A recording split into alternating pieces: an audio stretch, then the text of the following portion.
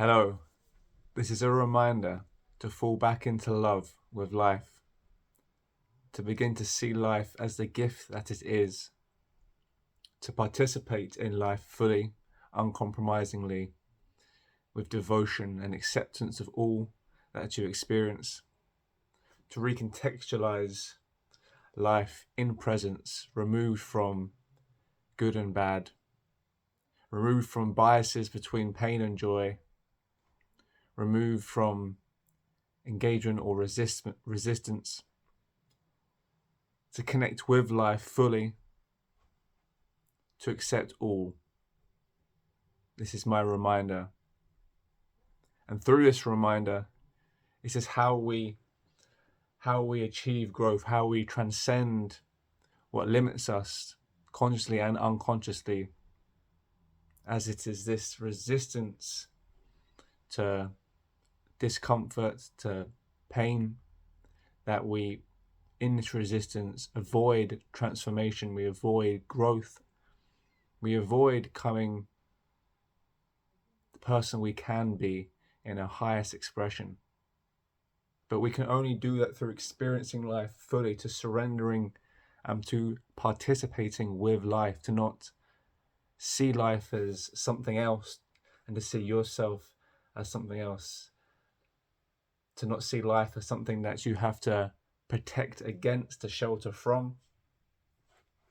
And when discomfort comes, when challenge arises, to recontextualize your perspective not as something to defend against, to resist, but to listen to amongst the turmoil, to connect with amongst the discomfort. As you soften in these challenging moments, you begin to integrate wisdom unconsciously and then consciously, and then you can act it out into your life. But it's only through accepting life that we can be transformed in it.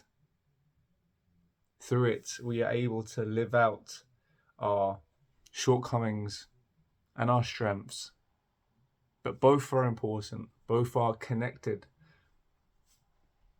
And in society today, we often see them as separate, as one that is good and one that is bad. And in this video, I am here to remind you that they are connected, that they work in tandem, that they are a team.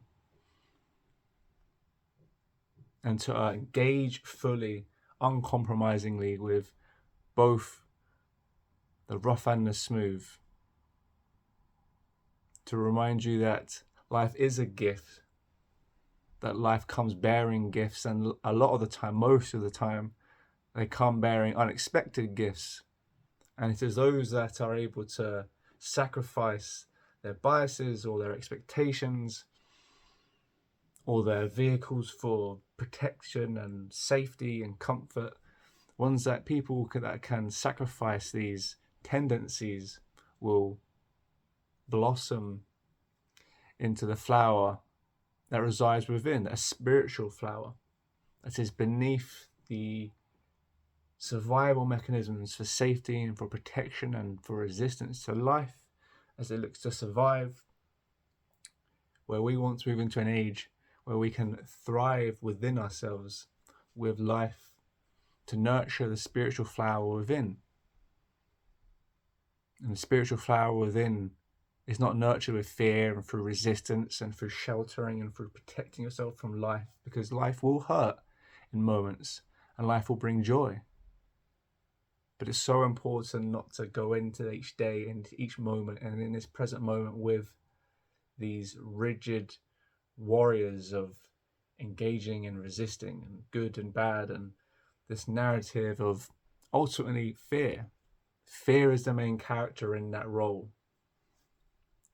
And one spiritual flower cannot blossom, cannot reveal itself, cannot expose itself and gift itself to the world if it is surrounded in an environment of someone's fear, of someone engaging and then resisting and then pursuing and hiding. There needs to be an acceptance of all, grounded in a presence of being. And when doing so, in trusting in yourself for good and for bad, for rough and for smooth, your flower will begin to receive the light of your trust and blossom. Though this will take time, and this will have ebbs and flows, and there'll be moments where you'll trust more than others, and it's a skill. It's a skill. Like learning anything, it's a skill. It takes time, and there's no beginning or end. It's just you're learning.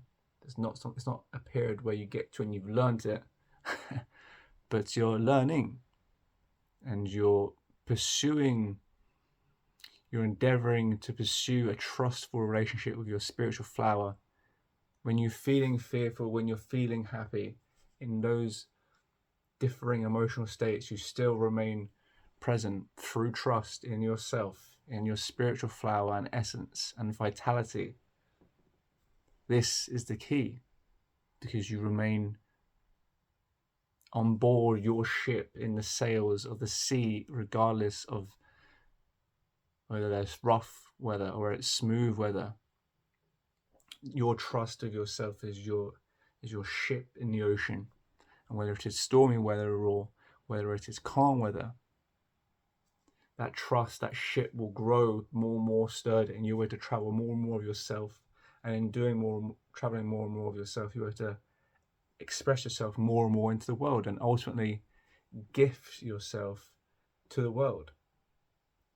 Gift yourself to life as life gifts you through challenges and through successes. And that is important, because you are, and we are, in partnership with life. We are in partnership with life. We are giving and receiving. But when we resist certain aspects of life, and we don't see them as gifts and as opportunities and as daring challenges to venture into ourselves, to venture into our gift that we have in ourselves, then we lose the magic, our creative potency, and we lose ultimately our spiritual flower that will not open if you don't trust in rough weather or smooth weather. If you only trust when things are going good or when you feel good, and then you doubt yourself and you doubt life and you doubt the magic in life and yourself when things are looking or feeling worse, then your flower, your spiritual essence, your light will not shine, it will not open, will not reveal, will not blossom, because it has no reason to, because you don't believe in it. So I'm here right now to remind you to stand rooted and grounded in the presence of all, of now, of here, to feel, to see, to experience the gift that life brings you in challenges and in successes, to then connect with your gift, to then give back to the world, to life, in this cycle, in this motion of gift giving, of giving and receiving, and giving and receiving. Because as you are giving a gift in challenges and successes, you then receive your gift, which you give, and then you reach a new level, which you can then receive new challenges, and so on and so forth. And so this is the magic, this is the adventure, and this is life, far beyond a 9-to-5 or a business, or these things can play a part, but life is all encompassing. This is not a category of work or a business or a relationship or a friendship. It's all encompassing. And this is the adventure, this is the excitement, this is the magic, this is the task. And this is what I remind you now to experience fully, not to observe life and to declare what's good and what's proper and what is wrong and what I should steer clear from. No, we must embrace how we feel and the challenges that life come, and be grounded in it, and to experience it, and to experience in that the washing away of inauthentic expectations or beliefs that we unconsciously hold on to for the most part, hold on to, which we seldom realize until we've surrendered to experiences that challenge us, and we melt away the inorganic essence covering our flower, and we then can reveal the light of the trust on our flower to then be exposed, to reveal itself in its own time and in its own way, which will be dependent on everyone each and of their own manner. And this ultimately is my reminder to you. So, till next time, bye.